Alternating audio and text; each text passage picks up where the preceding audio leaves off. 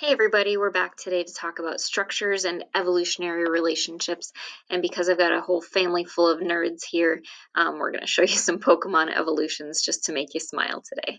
So today we're going to talk about how we can explain evolutionary relationships based on looking at common structures between different organisms. So the very first type that we're going to talk about are called analogous structures. And when you think about analogous structures, I'd like you to think about an analogy, if you've heard of that term in English before. An analogy is a comparison of two different things. So you could say, the grass is like a carpet, it's so soft. Or you could say, my bed is like a rock, it's so like hard, whatever that is, okay?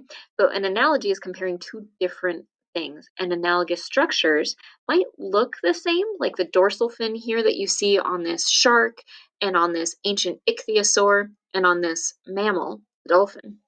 When you look at them, they all look like the same thing, but they are not.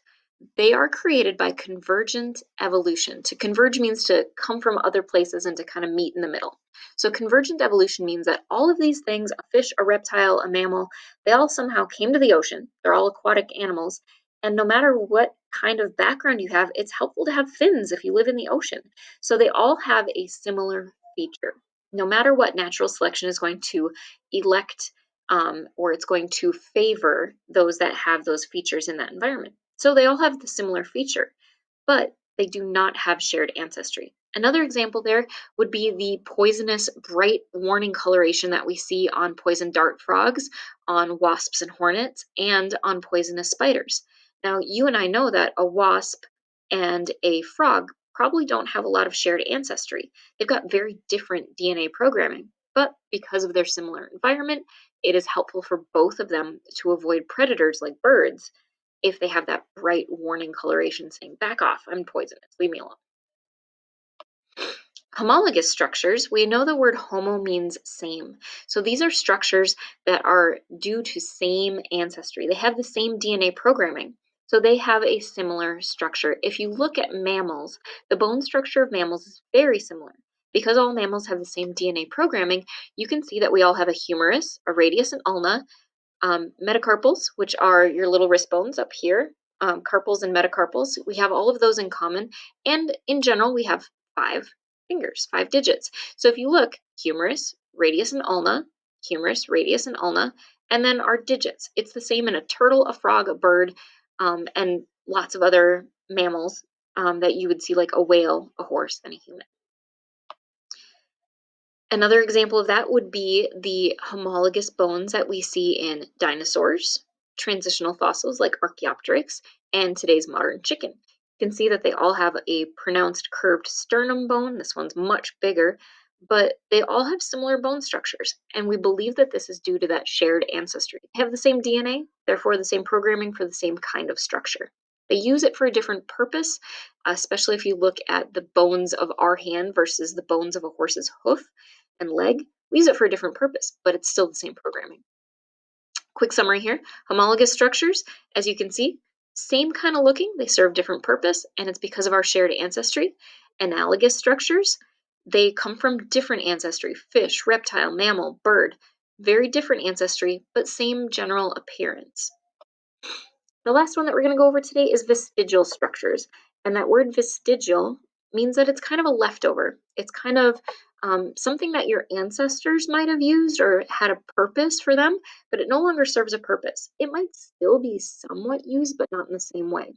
So we call these evolutionary leftovers, kind of like your grandpa's vest, if you want to think of it that way, vest. It's something that people don't really wear that much anymore, but it's leftover from your ancestors. So some examples here are our inner eyelids. If you look really closely at your inner eyelid right here, most mammals had an entire inner eyelid structure that was used to keep dust out of our eyes, to protect us from injury, things like that. Based on their face shape, they needed that extra protective layer. We have the remnants of one, but we no longer have that inner eyelid as well developed as other mammals in the past. Another one, some of you guys might have already had your wisdom teeth removed, or you've heard of people who are in high school who have had their wisdom teeth removed. I had to have mine surgically removed. We no longer use wisdom teeth. Mammals in the past used wisdom teeth to grind up large seeds, nuts, grasses, things that were really tough. We don't do that anymore. It's not included in our diet. The teeth are still there, but they're no longer used.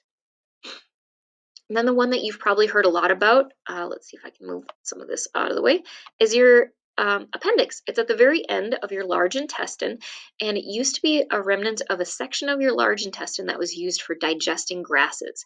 You and I probably don't go out and just graze and have a whole prairie as a meal. That's not part of our diet anymore. But in other mammals, the appendix is actually kind of a container for bacteria to just digest and work on all that stuff. Now it has some links to our immune system, but it's no longer used to digest grass. And as you and I know, if the appendix has problems, if it starts to get inflamed, that could cause major issues.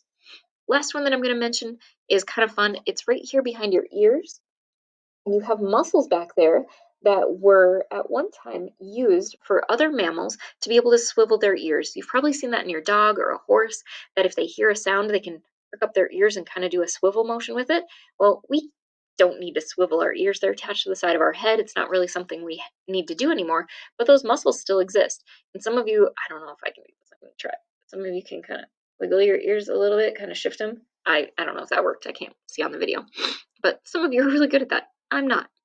Really quick recap, analogous structures, two different sources, like a bird and a mammal and a reptile, all having the same looking structure.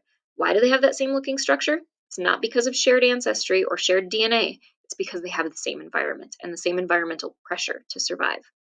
Homologous structure. Homo means same source, same looking bones, same looking structure. And why do they have it the same? Their DNA is the same because they have shared ancestry. Vestigial structure. Same source, leftovers. Not really serving the same purpose as it used to. Compare and contrast those. That's part of your homework today, so I hope you have a easy time of it. Hopefully this isn't too much for you to handle in just one day of lessons. Have a great one, guys.